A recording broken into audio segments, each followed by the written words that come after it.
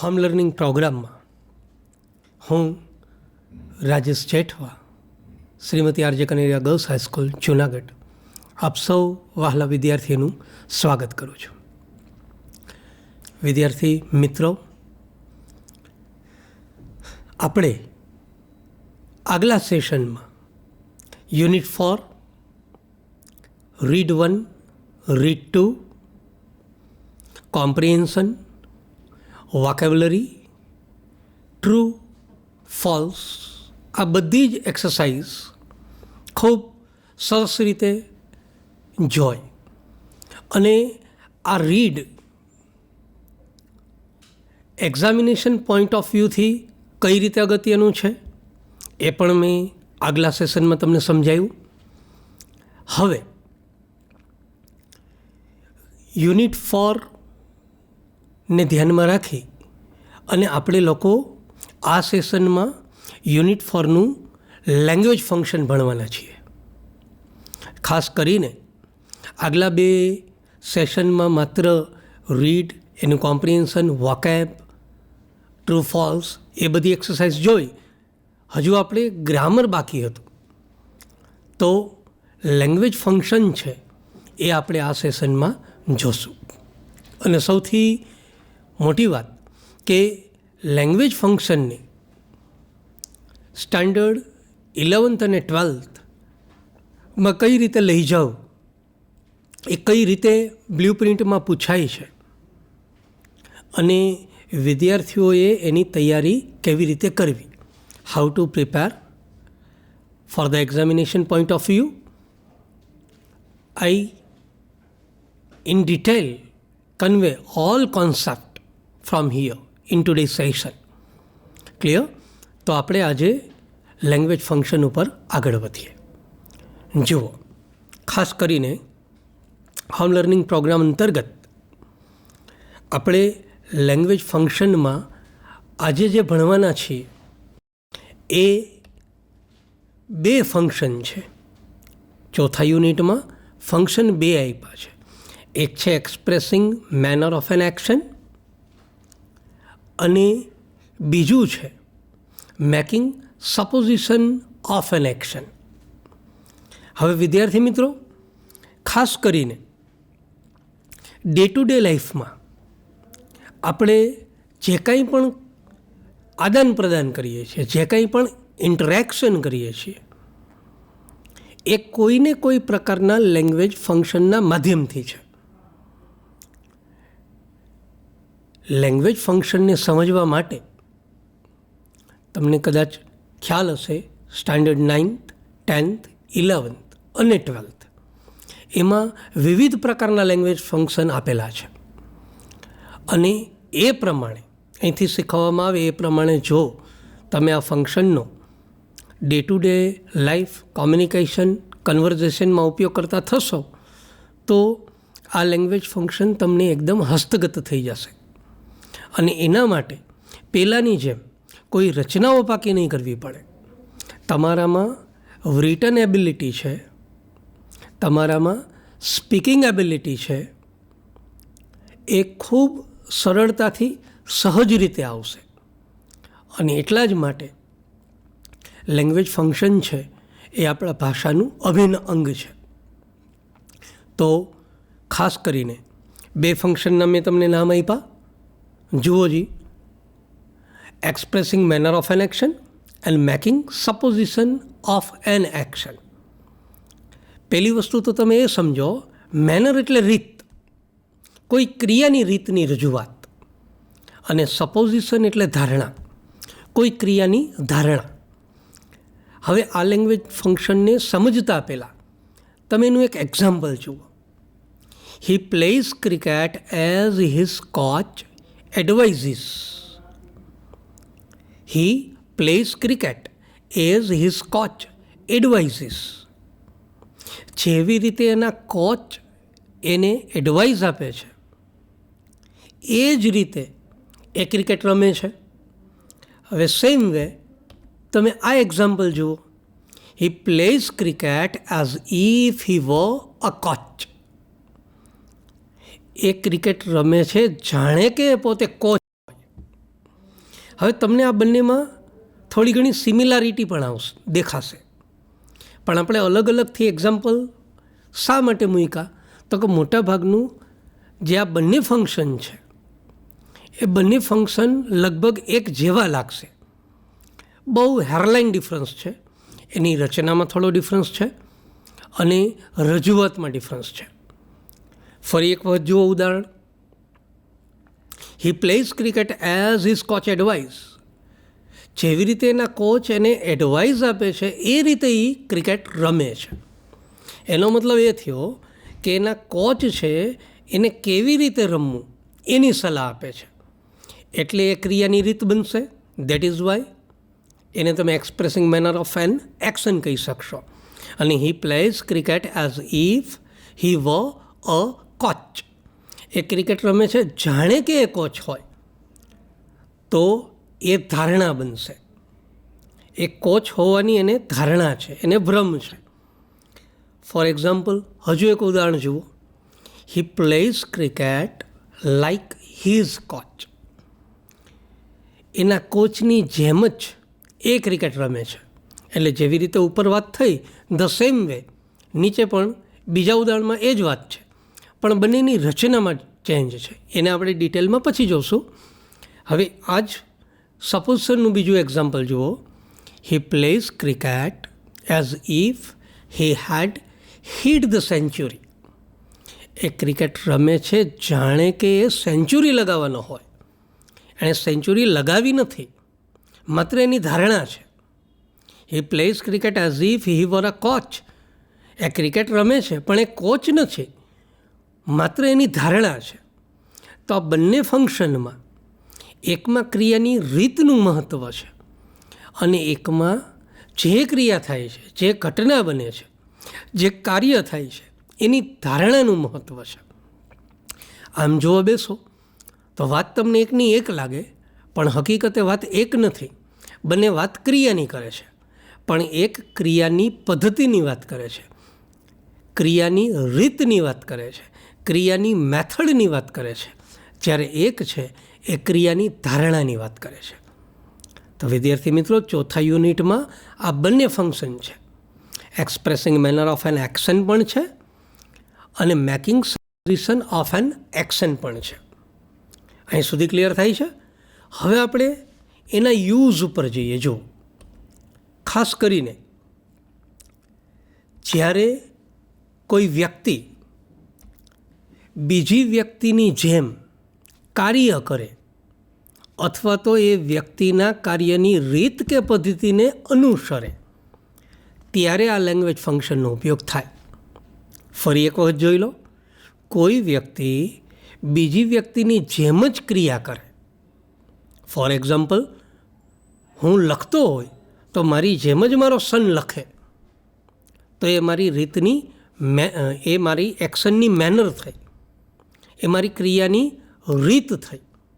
કોઈ વ્યક્તિ બીજી વ્યક્તિની જેમ જ કામ કરે અથવા તો એ વ્યક્તિની ક્રિયાની રીત કે પદ્ધતિને અનુસરે, ત્યારે આ લેંગ્વેજ ફંક્શનનો ઉપયોગ થાય. થઈ જાય છે ક્લિયર? એકદમ સરળ, એકદમ સરળ.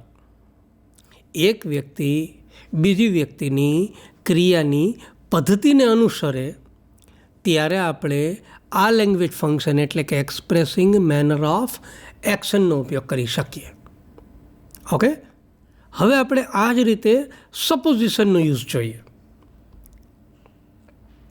જ્યારે કોઈ વ્યક્તિ બીજી વ્યક્તિ ક્રિયા કરે છે એવી ધારણા રજૂ કરે, ત્યારે આ લેંગ્વેજ ફંક્શનનો ઉપયોગ થાય.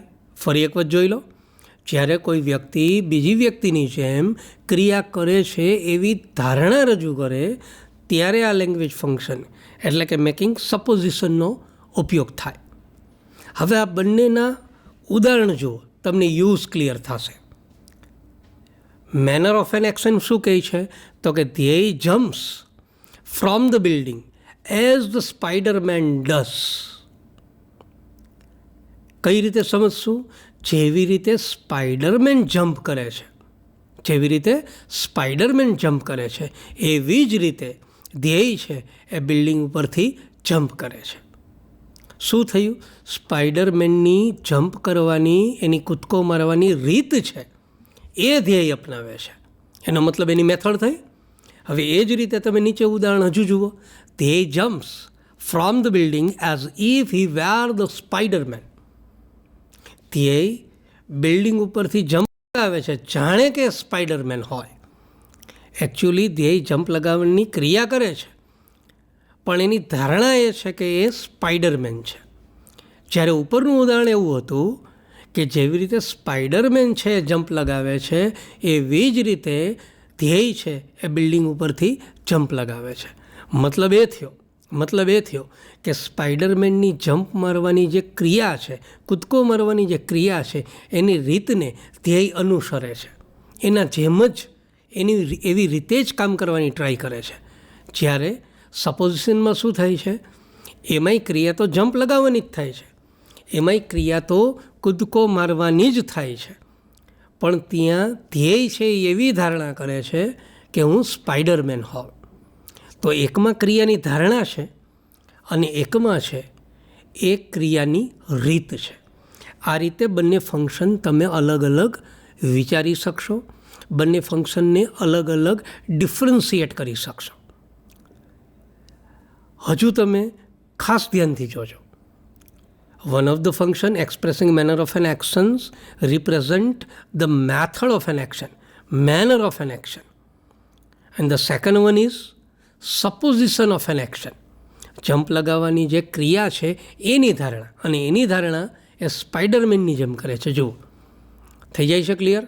યુઝ બંને વચ્ચે જે હેરલાઇન ડિફરન્સ છે એ ક્લિયર થઈ જાય છે. તો હવે આપણે આ વાતને આગળ તરફ ધપાવીએ. જુઓ, expressing manner of an action છે એ ખાસ કરીને કેટલીક લેંગ્વેજ આઇટમ સાથે આવે, જેને તમે કનેક્ટર્સ કહી શકો, કન્જક્શન્સ કહી શકો, લેંગ્વેજ આઇટમ્સ કહી શકો. દાખલા તરીકે એમાં બે પ્રકારની લેંગ્વેજ આઇટમ આવે, એક એઝ અને બીજું છે લાઇક. એઝનું ગુજરાતી તમે કરશો કે જેવી રીતે, એ તમારી એક્શનની રીત બતાવશે, અને લાઇકની જેમ. બંનેમાં શું ડિફરન્સ છે હું તમને પછી ડિટેલમાં કહું. Making supposition of an action છે એમાં પણ લેંગ્વેજ આઇટમ્સ છે, અને એ કઈ છે? એઝ ઇફ અથવા તો એઝ ધો, જેને તમે સમજવા માટે જાણે કે આવા શબ્દનો પ્રયોગ કરી શકો. ઉપર મેનર ઓફ એન એક્શન છે એમાં એઝ કે જેવી રીતે, નીચે એઝ ઇફ જાણે કે. તો એકમાં રીત ચોખ્ખી દેખાય છે અને એકમાં ધારણા દેખાય છે. હવે આ લેંગ્વેજ આઇટમ્સ તમે યાદ રાખશો તો કોઈ પણ લેંગ્વેજ ફંક્શનનું આઈડેન્ટિફિકેશન તમે કરી શકશો. You very easily identify the language function from the sentences. In sentence, which language functions is used, you can easily identify that on the basis of language items. So students, you need to memorize language items of each functions. If you memorize each function's language items, then it will be very easy to identify the language functions from your given sentence. તો જો તમે language આઇટમને યાદ રાખશો તો language function identify કરવું તમારા માટે ખૂબ જ સરળ બનશે. હવે આને ધ્યાનમાં રાખી અને આપણે એની રચના જોઈએ. For example, expressing manner of an action છે એ કુલ તમે બે વાક્યથી પણ બની શકે. પહેલું વાક્ય એઝ કોમન એઝ સબ્જેક્ટ આપો, પછી વર્બ આપો, ત્યાર પછી તમે અન્ય શબ્દ મૂકી શકો, ઓબ્જેક્ટ મૂકી શકો. કારણ કે તમને કહું એમ કે અહીંયા એક્શનની મેનરની જરૂર છે. એનો મતલબ તમારે વર્બ જે છે, વર્બ સુધીમાં આપણું કામ પૂરું થઈ જશે. એટલે સબ્જેક્ટ પ્લસ વર્બ, ત્યાર પછી એઝ અ કન્જક્શન તમે એઝનો ઉપયોગ કરો છો અને ત્યારબાદ as it is subject, verb અથવા જુઓ ડુ અથવા ડઝ અથવા ડીડ આપ્યું છે. આ એની પહેલી પેટર્ન છે. ત્યાર પછી લાઇક માટે તમે આવું પણ વિચારી શકો. પહેલું વાક્ય જે છે as it is subject plus verb, પછી તમે એને લાઇક મૂકો અને ત્યારબાદ સબ્જેક્ટ એટલે કે નાઉન મૂકવાનું હોય છે. બંને વાક્યમાં ગ્રેમેટિકલ ચેન્જ કયો દેખાય છે? ખાસ કરીને કોન્સેપ્ટમાં કોઈ ચેન્જ નથી, પણ ગ્રામરના સ્ટ્રક્ચરમાં ચેન્જ છે. અને એ ચેન્જ કયો છે તો કે ઉપરનું જે વાક્ય છે એઝવાળું, એ એઝવાળું વાક્ય છે એ બે વાક્યનું બનેલું છે. જુઓ, subject verb plus conjunction as plus subject અને વર્બ, એટલે બે વાક્ય બનશે. જ્યારે લાઇકવાળી જે પેટર્ન છે subject verb plus like plus માત્ર નાઉન, જેને આપણે સબ્જેક્ટ ન કહી શકીએ, માત્ર નાઉન કહેશું. તમારી સરળતા ખાતે મેં સબ્જેક્ટ લખ્યું છે, તો એ માત્ર ને માત્ર એક સેન્ટેન્સ બનશે. તો કોન્સેપ્ટમાં ડિફરન્સ નથી, ડિફરન્સ જે છે એ એના બંધારણમાં છે. ખ્યાલ આવી જાય છે એઝ અને લાઇકમાં? તો એવી જ રીતે તમે સપોઝિશનની રચના વિચારો તો સપોઝિશનની રચના કેવી રીતે થશે? પહેલાં આપણે સબ્જેક્ટ મૂકશું, ત્યારબાદ વર્બ, ત્યાર પછી કન્જક્શન તરીકે એઝ ઇફ લઈ લઈએ, ત્યાર પછી સબ્જેક્ટ લઈએ અને ત્યાર પછી પ્લસ નાઉન લઈએ. અહીંયા WERE વર્બ શબ્દ છે એ તમને ભૂતકાળ નથી બતાવતો, એ ધારણા દર્શાવવા માટે વાપરવામાં આવે છે. એ જ રીતે એની બીજી પેટર્ન આમ પણ બની શકે, સબ્જેક્ટ પછી વર્બ લઈએ, પછી એઝ ઇફ કે એઝ ધો મૂકીએ, ત્યાર પછી subject plus had plus V3 મૂકવાનું છે. પૂર્ણ ભૂતકાળ જેવી પેટર્ન થશે. પણ ફરી એક વખત તમને યાદ અપાવી દઉં, એ પૂર્ણ ભૂતકાળની રજૂઆત નથી, એ માત્ર ને માત્ર સપોઝિશન દર્શાવે છે, માત્ર ને માત્ર એ તમારી ધારણા બતાવે છે. એટલે ધારણાને ધ્યાનમાં રાખીને બંને પેટર્ન છે. અને આ પેટર્ન જનરલી આપણે એસેઝ લખતા હોય ત્યારે ઘણી વખત ધારણાવાળા એસેઝ બને છે. જો હું આ દેશનો PM હોઉં, ખ્યાલ હોય તો તમને, if I could B PM of India, તો આ બધા પ્રકારની ધારણા છે એ આપણે સપોઝિશન થ્રુ દર્શાવી શકીએ. આપણા ચોથા યુનિટમાં આ જે રચના મેં તમને બતાવી છે એ પ્રમાણે આપણે આગળ વધશું. બાકી ધારણાની ઘણી બધી રચનાઓ છે, બરાબર? તો જે અલગ અલગ બે રચના તમે જોઈ, એક મેનર ઓફ એક્શન અને ત્યાર પછી સપોઝિશન ઓફ એન એક્શન, દરેકની બે રચનાઓ છે એ ખાસ જોઈ લો, તમારી બુકમાં નોંધી લો, એના ઉપયોગ જોઈ લો અને ત્યાર પછી તમારી ભાષામાં વાક્યોમાં એનો ઉપયોગ, એની પ્રેક્ટિસ કરો. ઓકે, હવે રચના પછી આગળ શું છે જુઓ. માની લો આપણે એક એક્ઝામ્પલ આવું મૂકીએ, બોલ્ટ. હું યુસેન બોલ્ટની વાત કરું છું, sprinter, runner. Bolt runs as a leopard does. Bolt દોડે છે, પણ કેવી રીતે? જેવી રીતે કોઈ લેપર્ડ દોડે છે. લેપર્ડને દોડવાની રીત બોલ્ટ અનુસરે છે, જુઓ. એટલે એ શું થયું? એ મેનર ઓફ એન એક્શન થઈ. જો આ જ વાક્યને તમારે લાઇકમાં લઈ જવું હોય તો આમ લઈ જઈ શકો, bolt runs like a leopard. Bolt છે એ લેપર્ડની જેમ જ દોડે છે. બંને વચ્ચે ડિફરન્સ જોઈ લો. એકમાં બે વાક્ય બનશે, એકમાં માત્ર સિંગલ સેન્ટેન્સ બનશે. ક્લિયર થાય છે? એ જ રીતે સપોઝિશનમાં પણ આપણે આમ જોઈ શકીએ, Bolt runs as if he were a leopard. Bolt દોડે છે જાણે કે એ લેપર્ડ હોય, જાણે કે એ લેપર્ડ હોય. એકચ્યુઅલી એ લેપર્ડ છે નહીં, માત્ર ને માત્ર એની ધારણા છે. આ વાક્યને તમે આમ પણ લઈ શકો, બોલ્ટ રન્સ એઝ ધો હી હેડ ફ્લોન ઇન ધ એર. બોલ્ટ દોડે છે જાણે કે હવામાં ઉડતો હોય. એકચ્યુઅલમાં એ હવામાં ઉડતો નથી, પણ માત્ર ને માત્ર એની દોડવાની વાતની ધારણા કરી છે. આપણે જુઓ, એની સ્પીડની ધારણા કરી છે, ક્રિયાની ધારણા કરી છે. બંનેમાં રચના અલગ છે. એકમાં વરનો ઉપયોગ છે અને એકમાં હેડ પ્લસ V3નો ઉપયોગ છે. જ્યારે WEREનો ઉપયોગ કરો ત્યારે મોટાભાગે બાજુમાં નાઉન જ મુકાય, અને જ્યારે તમે હેડનો ઉપયોગ કરશો ત્યારે જનરલી કોઈ ક્રિયાની ધારણા કોઈ બીજી ક્રિયા સાથે તમે કરશો ને ત્યારે તમારે હેડ પ્લસ V3નો ઉપયોગ કરવો પડશે. જોકે ડિટેલમાં તો આપણે ઉદાહરણ હજી આગળ તરફ જોશું, પણ અહીં સુધીમાં તમને એટલું ક્લિયર થઈ જવું જોઈએ કે બે પ્રકારના લેંગ્વેજ ફંક્શન છે: expressing manner of an action અને making supposition of an action. બે ક્રિયાની જ વાત કરે છે, બે કાર્યની જ વાત કરે છે, બે કોઈને કોઈ વ્યક્તિમાં થતી ક્રિયાની વાત કરે છે. એક છે એ ક્રિયાની રીત દર્શાવે છે, જ્યારે બીજું છે એ ક્રિયાની ધારણા દર્શાવે છે.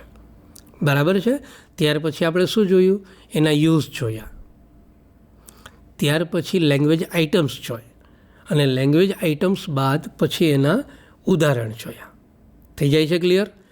આ ઉપરથી આખો બંને ફંક્શનનો કોન્સેપ્ટ છે એ તમને પહેલાં તો ક્લિયર થઈ ગયો હશે કે મેનર શું છે અને સપોઝિશન શું છે. આ બંનેનો કોન્સેપ્ટ ક્લિયર થઈ ગયો. હવે વાત શેની આવી?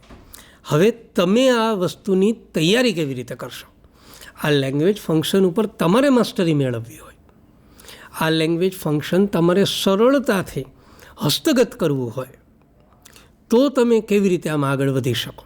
અથવા તો આ લેંગ્વેજ ફંક્શનમાં એક્ઝામમાં જે રીતે પૂછાય છે એ રીતે તમારી પ્રિપેરેશન છે એ તમારે કઈ પદ્ધતિથી કરવી જોઈએ એ તમારે શીખવું જોઈએ.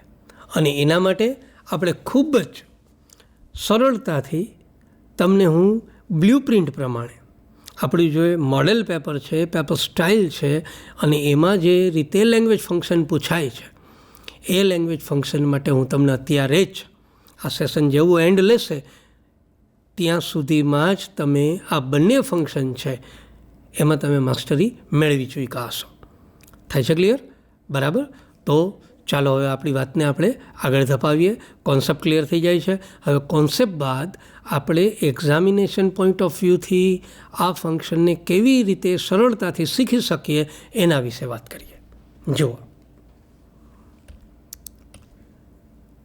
હવે પહેલી વાત તો મેં તમને હમણાં વાત કરીએ કે ભાઈ આ લેંગ્વેજ ફંક્શનનો કોન્સેપ્ટ ક્લિયર થઈ ગયો, એની લેંગ્વેજ આઇટમ ક્લિયર થઈ ગઈ, બંને વચ્ચે ડિફરન્સ ક્લિયર થઈ જાય છે. દેન the question arises how to prepare for the examination. વિદ્યાર્થી એક્ઝામ માટે કેવી રીતે તૈયારી કરશે? તો એના માટે એકદમ સિમ્પલ લોજિક છે. According to our blueprint functions છે એ તમને ત્રણ રીતે પૂછાય. The first is identification of language function. You should do what? Just you identify which language function is used in particular sentence. કયું લેંગ્વેજ ફંક્શન છે તમને આપેલ વાક્યમાં દર્શાવ્યું છે, યુ જસ્ટ આઈડેન્ટિફાઈ ઇટ. તમારે માત્ર એને ઓળખવાનું છે, અને ઓળખવા માટે તમારે ખૂબ મહેનત કરવાની જરૂર નથી. Just you understand what I M just talking about it. હું અત્યારે જે કાંઈ પણ બોલું છું એ જો તમને સમજાઈ જશે તો આઈડેન્ટિફિકેશન ઇઝ રિયલી ઇઝી. તો ખરેખર એકદમ સરળ બની જશે. આઈડેન્ટિફિકેશન ઓફ લેંગ્વેજ ફંક્શન એકદમ સહેલું પડશે. આ પહેલી રીત. એક્ઝામમાં એક તો આઈડેન્ટિફિકેશન પૂછાશે. The next one is respond to the sentence. Respond to the sentence, કોઈ પણ વાક્ય આપેલું હશે, ક્વેશ્ચન અથવા તો તમને વાક્ય આપેલું હશે, એ વાક્યને રિસ્પોન્સ કેવી રીતે આપવો, હાઉ ટુ રિસ્પોન્ડ, પણ keeping in your mind the language function. Manner અથવા સપોઝિશનને મગજમાં રાખી અને તમને આપેલ વાક્યને કેવી રીતે રિસ્પોન્ડ કરવો, એ થશે respond to the sentence. And the third one is complete the sentence. ત્રીજું જે છે એક્ઝામમાં અથવા તો પેપરમાં તમને કોઈ એક વાક્ય આપેલું હશે ને you how to complete the another sentence, તમારે બીજું વાક્ય પૂરું કરવું પડશે. અને બીજી વસ્તુ કઈ વિચારીએ, કદાચ તમને you are given incomplete sentence and you need to complete the sentence with full meanings. હવે તમે જુઓ, આઈડેન્ટિફિકેશન ઓફ લેંગ્વેજ ફંક્શન, એમાં તમે થોડું મેમરાઇઝ કરી લો તો you can easily identify it. Respond to the sentence છે એ MCQ બેઝડ પૂછાય છે, અને MCQ બેઝડ પૂછાય એટલે તમારી સામે 4 ઓબ્જેક્ટ હશે, 4 ઓબ્જેક્ટિવ હશે, અને એના ઉપરથી you just decide which answer is appropriate, કયો જવાબ એકદમ અપ્રોપ્રિએટ છે. એટલે એ પણ તમારું કોમ્પ્રિહેન્શન અથવા તો મેમરી બેઝ જશે. કમ્પ્લીટ ધ સેન્ટેન્સ છે એના માટે તમારે રાઇટિંગ એબિલિટી ડેવલપ કરવી પડે, અને એ આ સેશનમાં આપણે એટ ધ એન્ડ ઓફ હું જ્યારે ત્યાં સુધી પહોંચું ત્યાં સુધીમાં રાઇટિંગ એબિલિટી કેવી રીતે ડેવલપ કરવી, how to develop writing ability, હું તમને બહુ ખૂબ સરળતાથી સમજાવીશ. થાય છે ક્લિયર? તો હવે તમને પ્રશ્ન એ થશે કે સર, આઈડેન્ટિફિકેશન, રિસ્પોન્ડ અને કમ્પ્લીટ ધ સેન્ટેન્સ એ પેપર સ્ટાઇલમાં ક્યાં હોય, કઈ જગ્યાએ હોય? તો વેરી ઇઝી, એ પણ આપણે ક્લિયર જોઈ લઈએ. દાખલા તરીકે આઈડેન્ટિફિકેશન ઓફ લેંગ્વેજ ફંક્શન છે એ સેક્શન એમાં પૂછાશે. આપણે આની પહેલાંના સેશનમાં પણ મેં તમને વાત કરેલી કે ભાઈ પેપર છે આપણું 5 સેક્શનમાં ડિવાઈડ થયેલું છે, section A, B, C, D અને E. એમાં જે A સેક્શન છે એમાં ક્વેશ્ચન નંબર 8 to 10 એ કઈ રીતે પૂછાશે? એ આઈડેન્ટિફિકેશન ઓફ લેંગ્વેજ ફંક્શન તરીકે પૂછાશે. બરાબર છે? અને એ 3 માર્ક્સમાં હશે. જ્યારે રિસ્પોન્ડ ટુ ધ સેન્ટેન્સ છે એ ક્વેશ્ચન નંબર 11 to 14 4 માર્ક્સ માટે. સેક્શન એનો પણ એ જ છે. જુઓ, સેક્શન એમાં ફંક્શન્સ છે કુલ તમને 4 ને 3 7 માર્ક્સમાં પૂછાય, અને ત્યાર પછી જે કમ્પ્લીટ ધ સેન્ટેન્સ છે એ તમને સેક્શન ડીમાં પૂછાશે. અને સેક્શન ડીમાં પણ ક્વેશ્ચન નંબર 52 to 56, અને એને માર્ક્સ કેટલા અલોટ કર્યા છે? 5. હવે ટોટલ કરશો તો લેંગ્વેજ ફંક્શન છે તમને ટોટલ 5 + 4 + 3 12 માર્ક્સના પૂછાય. હવે આ 12 માર્ક્સમાંથી એક પણ માર્ક્સ આપણે જતો ન કરવો હોય તો એની પ્રિપેરેશન કેવી રીતે કરાય? તો એની પ્રિપેરેશન માટે આપણે આગળ વધીએ. તો પહેલો મુદ્દો હતો આઈડેન્ટિફિકેશન ઓફ લેંગ્વેજ ફંક્શન, બીજો હતો respond to the sentence, and the third one is complete the sentence. તો આ 3ની તૈયારી કરવી હોય તો કેવી રીતે કરી શકાય? તો એ 3ને આપણે વિથ એક્ઝામ્પલ, વિથ એક્સરસાઇઝ ખૂબ સરળતાથી સમજવાના છીએ. હવે એ સમજવા માટે આપણે એક્સરસાઇઝ પહેલી વિચારીએ, કઈ? Identification of language function. તો ચાલો એના તરફ આગળ વધીએ. હવે જુઓ, આઈડેન્ટિફિકેશન ઓફ લેંગ્વેજ ફંક્શન હમણાં આપણે વાત થઈ. Section A question number 8 to 10 3 માર્ક્સમાં પૂછાય છે. હવે એમાં કેવી રીતે આગળ વધવું એક્ઝામમાં જુઓ આ રીતે વાત કરશે. કોઈ પણ લેંગ્વેજ ફંક્શનનું આઈડેન્ટિફિકેશન કરવું હશે એટલે પહેલાં તો કાઉન્સમાં તમને ફંક્શનના નામ આપેલા હશે. આપણે કુલ 3 માર્કમાં પૂછાય. એક તો છે ટોકિંગ અબાઉટ, એ આખું ફંક્શનનું નામ છે talking about person, place, in relation two someone, something. બીજું ફંક્શન છે એક્સપ્રેસિંગ મેનર, જે અત્યારે હું તમને ભણાવી રહ્યો છું.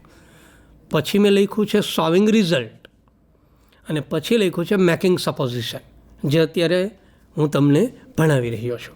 હવે પ્રશ્ન એ થશે ટોકિંગ અબાઉટ અને સોલ્વિંગ રિઝલ્ટ એ તો યાદ કરો, unit number 3 in our 12th standard, unit number 3 તમારે આ ફંક્શન હતું talking about person, place, in relation two something or someone.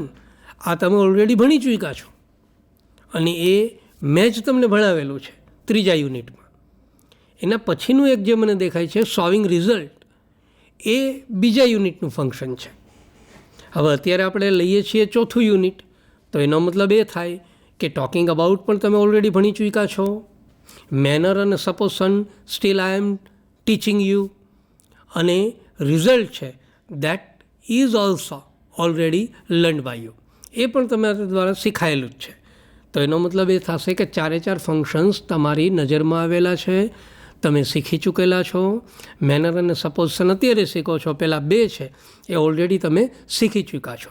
તો હવે તમારે શું કરવાનું છે, હમણાં જ તમારી ટીવી સ્ક્રીન ઉપર હું અલગ અલગ લેંગ્વેજ ફંક્શન, એટલે કે સામે દેખાય 4 લેંગ્વેજ ફંક્શનના સેન્ટેન્સીસ આપું છું, અને તમારે લેંગ્વેજ આઇટમને ધ્યાનમાં રાખી અને ફંક્શન્સને ઓળખવાના છે.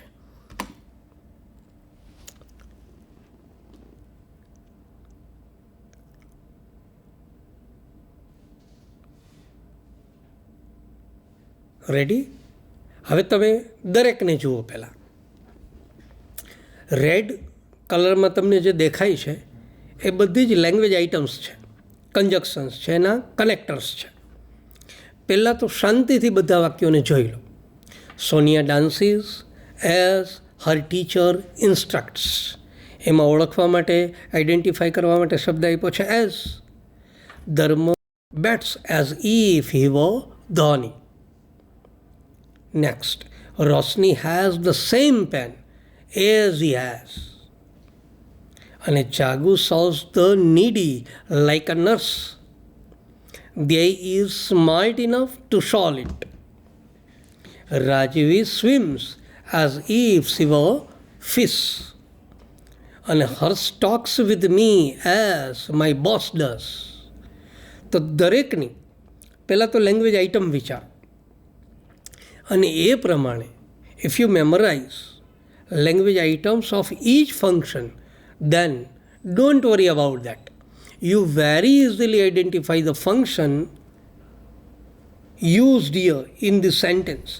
આ વાક્યમાં જે ફંક્શનનો ઉપયોગ મેં કર્યો છે એ તમે સરળતાથી ઓળખી બતાવશો, અને મારા ખ્યાલ મુજબ અત્યારે જ તમારા મનમાં હશે, મગજમાં હશે કે આ ફંક્શન આ નહીં ને આ જ છે. એ ખબર કેમ પડે? તો કે Sonia dances as a teacher instructs. જેવી રીતે સોનિયાના ટીચર એને સૂચના આપે છે એવી રીતે જ સોનિયા ડાન્સ કરે છે. That means here is manner of action. થઈ જાય છે ક્લિયર? કોના આધારે કીધું મેં? એઝના આધારે. અને સાથે સાથે અહીંયા શું છે? એક્શનની મેનરની વાત કરી છે. જુઓ બીજું વાક્ય જુઓ. ધર્મ bats as if he were Dhoni. ધર્મ છે એ બેટિંગ કરે છે જાણે કે ધોની હોય. એકચ્યુઅલમાં હી ઇઝ નોટ ધોની. ખરેખર એ ધોની નથી, પણ છતાં એ ધારણા કરે છે, અને એના માટે આઈડેન્ટિફાઈ કરવા માટે એઝિપ પણ તમારી સામે છે. એટલા માટે તમે એને સપોઝન ઓફ એન એક્શન કહી શકો. થઈ જાય છે ક્લિયર? 2. હવે ત્રીજું તમે જુઓ ખાસ. Roshni has the same pen as he has. Roshni પાસે એ જ પેન છે કે જેવી તેની પાસે છે. એનો મતલબ એ છે કે આ શું બન્યું? Talking about. પણ ટોકિંગ અબાઉટ પર્સન ન થાય, અહીંયા વસ્તુની વાત કરી છે, તો ટોકિંગ અબાઉટ થિંગ થશે આ. બરાબર? પછીનું વાક્ય જુઓ. Chagu serves the needy like a nurse. તો એ પણ આપણને ખબર પડી ગઈ કે આ થશે મેનર ઓફ એન એક્શન. પછીનું વાક્ય જુઓ. They is smart enough to solve it. આગળ ભણી ચૂક્યા છો. ઇનફ ગુજરાતી શું થશે આનું? કે ધ્યેય છે એ આ વસ્તુ સોલ્વ કરી શકે, ઉકેલ કરી શકે એટલા પૂરતો તો સ્માર્ટ છે જ. તો એ શું બનશે? Solving result. Next, Rajvi swims as if she were a fish. Rajvi તરે છે જાણે કે માછલી હોય. That means supposition of an action. અને last, Harsh talks with me as my boss does. ખાસ જોજો, હર્ષ મારી જોડે વાત કરે છે, પણ કેવી રીતે? જેવી રીતે મારા બોસ મારી જોડે વાત કરે છે એવી જ રીતે હર્ષ વાત કરે છે. મતલબ આ પણ કયું બનશે? મેનર ઓફ એન એક્શન બનશે. તો વિદ્યાર્થી મિત્રો, એક વાત તમને અત્યારે મનમાં ઉતરી ગઈ હશે. You definitely grasp what I mean to say. You just memorise language item. On the basis of language item, you just identify the function very easily. And if you are able to identify function, then definitely you will get 3 out of 3 marks. તમને 3માંથી 3 marks મળશે, અને એ પણ એકદમ સરળ રીતે. અને અહીંયા એક ખાસ જુઓ, એ બાળકો કે જેની પાસે રિટન એબિલિટી છે નહીં, જે હજુ પ્રયત્ન કરે છે, તો એવા બાળકોને મારું ખાસ સજેશન કે just memorise language item and identify the function. તો એનો મતલબ એ થશે કે એ 3 માર્ક તમારા એકદમ સરળતાથી તમે મેળવી શક્યા. થાય છે. હવે આઈડેન્ટિફિકેશન બાદ હવે આપણે વાત કરવા જઈ રહ્યા છીએ રિસ્પોન્ડ ટુ ધ સેન્ટેન્સની. અને રિસ્પોન્ડ ટુ ધ સેન્ટેન્સ પણ આપણે આટલી જ સરળતાથી જોઈએ. હવે રિસ્પોન્ડ ટુ ધ સેન્ટેન્સ છે એ વિદ્યાર્થી મિત્રો સેક્શન એમાં પૂછાય છે. Question number 11 to 14. હવે આ 4 માર્ક્સ માટે છે. જનરલી પહેલાં તો તમને એક ક્લેરિફિકેશન આપી દઉં કે રિસ્પોન્ડ ટુ ધ સેન્ટેન્સ કેવી રીતે પૂછાય. ફોર એક્ઝામ્પલ, કોઈ આવી વાત આપે, ગોપી પૂછે છે, how does Manan behave with you. Gopi કોને પૂછે છે? ગોપી પૂછે છે પૂનમને કે how does Manan behave with you, કે મનન તમારી જોડે કેવી રીતે વર્તે છે. How does Manan behave with you. હવે પૂનમ જે જવાબ આપશે એમાં કાઉન્સમાં લખ્યું છે expressing manner of an action. તો પૂનમ જે જવાબ આપશે એનું language function manner of an action જ હોવું જોઈએ. હવે આને રિસ્પોન્ડ કેવી રીતે કહેવાય? તો ગોપી જે વાત કરે છે એ વાતની પ્રતિક્રિયા પૂનમ આપશે. પ્રશ્ન પૂછશે તો એનો જવાબ આપશે, કોઈ વાત મૂકશે તો એને રિસ્પોન્ડ કરશે, એની પ્રતિક્રિયા આપશે. એટલા માટે એને આપણે રિસ્પોન્ડ ટુ ધ સેન્ટેન્સ એવું નામ આપીએ છીએ. થઈ છે ક્લિયર? બરાબર છે. હવે તમારે ધ્યાન એ રાખવાનું છે કે પૂનમ જે જવાબ આપે એ વાક્ય language function manner of an action વાળું જ હોવું જોઈએ. હવે એ કેવી રીતે ખબર પડે? તો જુઓ, ફોર એક્ઝામ્પલ, તમને 4 આ પ્રકારના ઓપ્શન આપેલા હશે. ફોર એક્ઝામ્પલ એ જુઓ, Manan behaves as if he were a police inspector. બીજો ઓપ્શન છે Manan behaves as a police inspector does. ત્રીજો ઓપ્શન છે Manan behaves as he were a police inspector. અને ચોથો છે મનન બિહેવ્સ નાઇસલી વિથ મી. હવે પહેલો પ્રોબ્લેમ એ થશે કે મોટાભાગના વિદ્યાર્થીઓને એવું લાગશે કે મોટાભાગે વાક્યોના જવાબ તો મળે છે. How does Manan બિહેવ્સ with you, દરેકનું ટ્રાન્સલેશન જુઓ, દરેકને સમજો. પહેલું વાક્ય શું કહે છે કે મનન વર્તન કરે છે જાણે કે પોલીસ ઇન્સ્પેક્ટર હોય. તો પ્રશ્નનો જવાબ છે જ, રિસ્પોન્સ છે જ, પણ તમારે એ ચેક કરવું પડે શું એમાં મેનર ઓફ એક્શનનો ઉપયોગ છે. એ language function manner of action છે. જો એ મેનર ઓફ એક્શન હોય તો એ આપણું અપ્રોપ્રિએટ આન્સર થાય. તો એના માટે કન્જક્શન તો એઝ ઇફ છે, અને એઝ ઇફ છે એ તો સપોઝિશનમાં આવે. એટલા માટે પહેલું વાક્ય તો શક્ય નથી. બીજું વાક્ય જુઓ, Manan behaves as a police inspector does. જેવી રીતે કોઈ પોલીસ ઇન્સ્પેક્ટર વર્તન કરે છે એવી જ રીતે મનન વર્તન કરે છે. તો આ જવાબ આપણને એકદમ અપ્રોપ્રિએટ લાગે છે. એસ પણ છે અને સાથે સાથે રીત પણ છે, એક્શનની મેનર પણ છે. હજુ ત્રીજું ચેક કરો, Manan behaves as he were a police inspector. તો આ બંનેમાં એઝનો ઉપયોગ છે, તો કન્ફ્યુઝ થવાની જરૂર નથી. હી વર વાળો યુઝ છે એ ક્યાં જાય છે? એ સપોઝિશનવાળી વાક્ય રચનામાં જાય. એટલે આવું વાક્ય તો હોતું જ નથી. આવું વાક્ય બનાવવું હોય તો પણ એઝ ઇફની પેટર્ન જરૂરી બને. એઝ ઇફની પેટર્ન છે નહીં, એટલા માટે એ એઝનો ઉપયોગ ખોટો છે. અને last one is Manan behaves nicely with me. Poonam જવાબ આપે છે કે મનન છે એ મારી જોડે ખૂબ સારી રીતે વર્તે છે. તો એ જવાબ યોગ્ય છે, પણ એમાં મેનર છે નહીં, મેનર ઓફ એન એક્શન નથી. એટલા માટે આપણો જવાબ જે છે એ બી સાચો રહેશે. Manan behaves as a police inspector does. સમજાય છે? આ શું થશે? Respond to the sentence. પરીક્ષામાં આ MCQ બેઝડ છે, એટલા માટે તમે ખાસ જોજો. વાત નીકળી છે તો સાયન્સના બાળકો પણ વંદે ગુજરાતના માધ્યમથી જોતા હોય તો તમને પણ ખ્યાલ આવવો જોઈએ કે તમે જે પેપર સ્ટાઇલ ફોલો કરો છો એ 50% MCQ વાળી છે. અને લેંગ્વેજ ફંક્શન્સ છે એ MCQમાં જ પૂછાશે તમારા લોકોને. કોમન સ્ટ્રીમ એમાં 3 અલગ અલગ રીતે છે: identification, respond to the sentence અને last one is complete the sentence. બરાબર? તો આ રીતે બી જવાબ છે એ આપણો ક્વાઇટ અપ્રોપ્રિએટ જવાબ ગણાશે. બરાબર? હવે એનાથી આગળ વાત લઈએ. એક ઓર એક્ઝામ્પલ જુઓ. રાજુ કહે છે કે how does Nayan write a poem. Mayur જવાબ આપશે, પણ એનું લેંગ્વેજ ફંક્શન બનવું જોઈએ making supposition of an action. Raju મયુરને પૂછે છે કે નયન કેવી રીતે પોએમ લખે છે. મયુર જવાબ આપે છે, ઓપ્શન છે તમારી સામે. એમાં છે Nayan writes a poem at ease. B છે Nayan writes a poem through his imagination.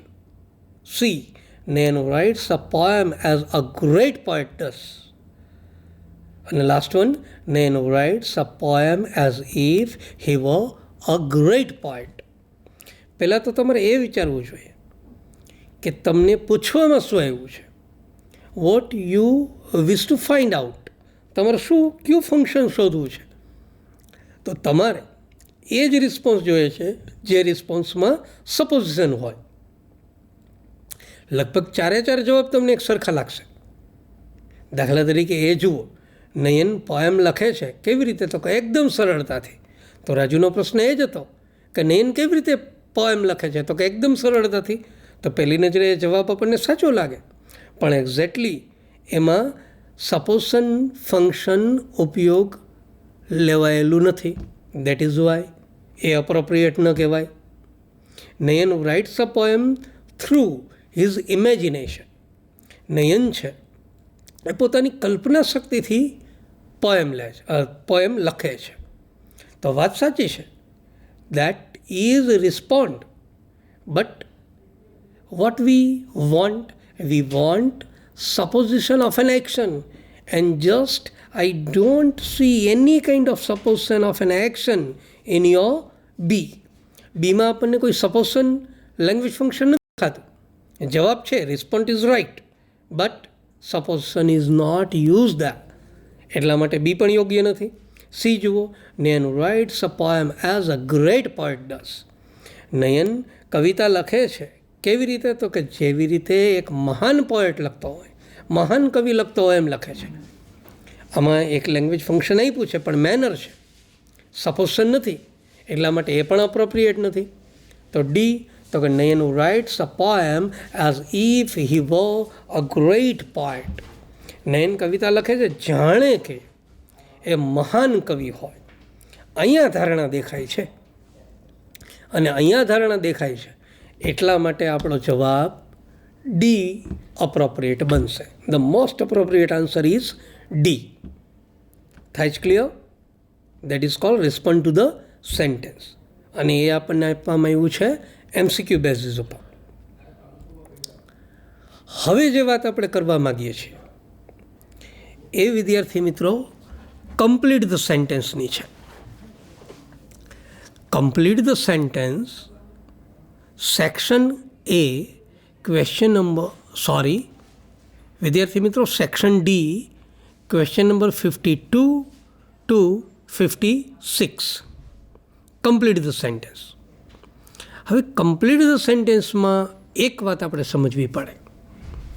મોટા ભાગે લેંગ્વેજ ફંક્શનમાં આઈડેન્ટિફિકેશન એન્ડ રિસ્પોન્સ આ બંને લેવલ છે ને, that is very easy for student to score marks in particularly identification of a language function and respond to the sentence. એ બંને easy એટલા માટે છે કે on the basis of language item તમે એમાં કોઈને કોઈ પ્રકારે એનો જવાબ છે, એનો આન્સર્સ છે એ તમને મળી જાય. પણ જ્યારે કમ્પ્લીટ ધ સેન્ટેન્સની વાત આવે, ત્યારે કમ્પ્લીટ ધ સેન્ટેન્સમાં you need to develop your writing ability. હવે પ્રશ્ન એ થશે કે sir writing ability, how do we develop our ability? For this I would like to suggest you, first of all raise your vocabulary. પહેલી tips મારી તમને એ રહેશે કે તમે લોકો નવા નવા શબ્દો શીખો. મેં તમને આ પહેલાંના સેશનમાં વાત કરેલી કે કોઈ પણ નવો શબ્દ આવે, just use in your language. કોન્ફિડન્સથી તમારી ભાષામાં એનો પ્રયોગ કરતા શીખી જાઓ.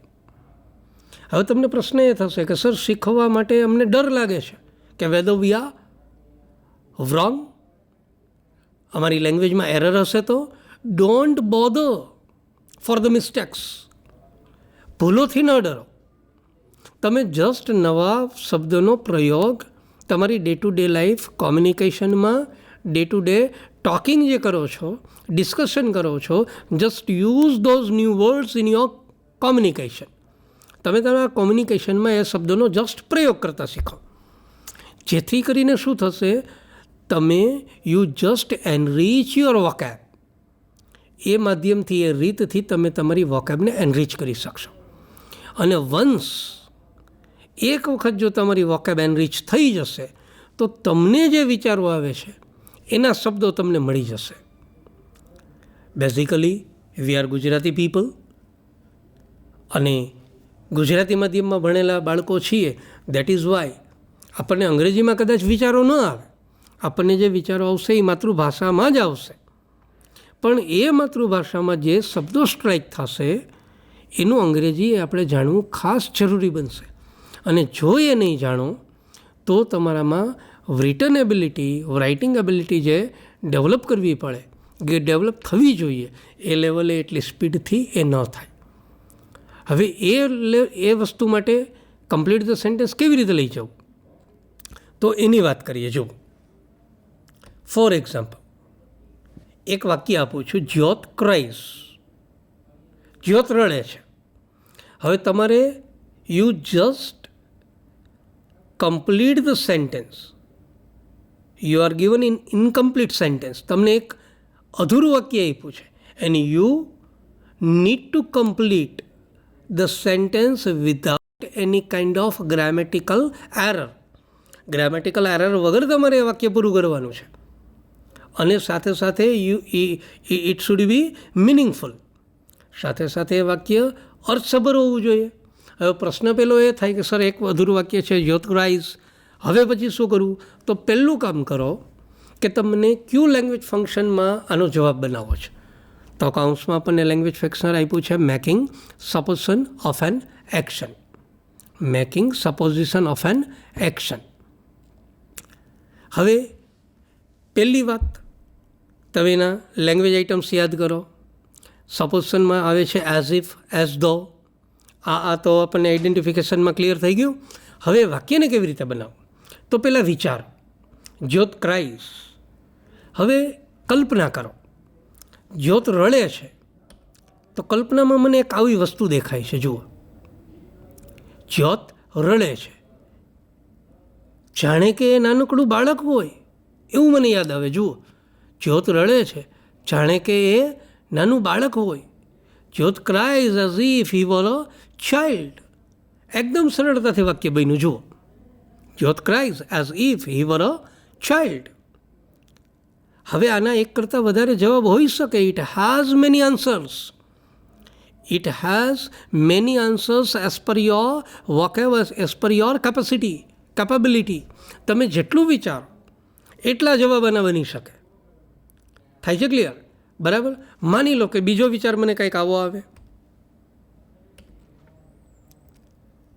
શું દેખાય છે? તો કે જ્યોત એક ડરામણું સપનું જોતો હોય ને એવું લાગે છે. હવે પ્રશ્ન એ થાય, જોવું એટલે સી, આ વોકેબનો શબ્દ તમારી પાસે હોવો જોઈએ. ત્યાર પછી ડરામણું સપનાને શું કહેવાય? એ ડ્રેડફુલ ડ્રીમ.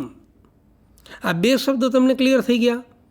તો હવે વાક્ય બહુ સરળતાથી બને. જુઓ, Jyot cries as if he had seen a dreadful dream. થઈ જાય છે. હવે શું ઘટે? માત્ર વોકેબ. જો તમારી પાસે વોકેબ હશે તો I am sure very easily you can form any of the language function. તમે કોઈ પણ પ્રકારનું લેંગ્વેજ ફંક્શન છે એને લખી શકશો. હજી એક ત્રીજો વિચાર કરીએ કે આ વાક્યને ત્રીજી રીતે કેમ લઈ જવાય. તો અહીંયા મને શું દેખાય છે? પનિશમેન્ટ જેવું દેખાય છે. કંઈક સજા આપતા હોય ને એવું લાગે છે. હવે જેવો એવો વિચાર આવે એટલે મને એનો નવો શબ્દ દેખાશે, પનિશ. પનિશ ઉપરથી એક આખું વાક્ય આપણે બનાવી શકીએ. જ્યોત ક્રાઇઝ એઝ ધો હી હેડ બીન પનિશ્ડ. જ્યોત રડે છે જાણે કે એને કોઈકે સજા આપી હોય. એકચ્યુઅલમાં એને કોઈ સજા નથી આપી, પણ રડે છે એટલે ધારણા કંઈક આવી કરીએ છીએ. સમજાય છે? બરાબર. તો આ આખી જે વસ્તુ છે એ વોકેબ જો તમે તમારી ડેવલપ કરો તો કમ્પ્લીટ ધ સેન્ટેન્સ આપણા માટે એકદમ સરળ પડે. હજી એ જ રીતે આ સેન્ટેન્સ જુઓ, મહેક ક્લાઇમ્સ માઉન્ટ એવરેસ્ટ. હવે કયું આપવાનું છે? સપોઝન ઓફ એન એક્શન. હવે જુઓ શું દેખાય છે? તો કે એક ચિત્ર દેખાય છે. કોણ છે? તો કે 11મા ધોરણમાં તમે ભણી ગયા. In your first read, first unit. કોણ છે? અરુણિમા સિન્હા. તો એના આધારે તમે વાક્ય બનાવી શકો. Mahek climbs Everest as if he were Arunima Sinha. Very easy. જુઓ. ઓકે, હજી વિચાર. હજુ શું યાદ આવે છે? ફોર એક્ઝામ્પલ, કોનું ચિત્ર દેખાય છે? યસ, આ પણ તમે 11th સ્ટાન્ડર્ડમાંનો રેફરન્સ ભણી ચૂક્યા છો. અને ખાસ કરીને સપ્લિમેન્ટરી રીડિંગમાં આખું રીડ છે. ઓકે, તમારામાંથી ઘણા ઓળખી ગયા હશે કે આ કોણ છે? બચેન્દ્રી પાલ. બચેન્દ્રી પાલ. બરાબર. તો સારામાં સારા માઉન્ટેનિયર. તો આના આધારે પણ આમ વાક્ય બની શકે, Mahek climbs Mount Everest as if he were Bachendri Pal. હજુ તમને એમ લાગે કે સર ત્રીજું કંઈ બનાવવું હોય તો એ પણ એકદમ સરળ છે. Mahek climbs Everest as if she were a great mountaineer. ખ્યાલ આવી જાય છે? તો આ રીતે પણ વાક્ય ખૂબ સરળતાથી બનશે. બરાબર. હવે જુઓ, Reena fights in the ring. Reena છે રિંગમાં લડે છે. શું બતાવવાનું છે? Manner of an action. તો પહેલાં તો મને વિચાર આવે છે, ફોટોગ્રાફ્સ કોનું દેખાય છે? ઓહ, આ તો મેરી કોમ છે. બરાબર. તો મેરી કોમ નામ સ્ટ્રાઇક થાય એટલે સીધું વાક્ય બનશે કે Reena fights in the ring as Mary Kom does. અને આ વસ્તુ તમે આ રીતે પણ મૂકી શકો. એક નવો વિચાર આવ્યો કે રીના ફાઇટ્સ કરે છે રિંગમાં. કેવી રીતે? તો કે જેવી રીતે મેરી કોમ એને સૂચના આપે છે. તો Reena fights in the ring as Mary Kom instructs. થઈ જાય છે ક્લિયર? ઓકે. અને થર્ડ સેન્ટેન્સ આમ બનાવી શકો, Reena fights in the ring as a professional boxer does. Reena રિંગમાં ફાઇટ કરે છે. કેવી રીતે?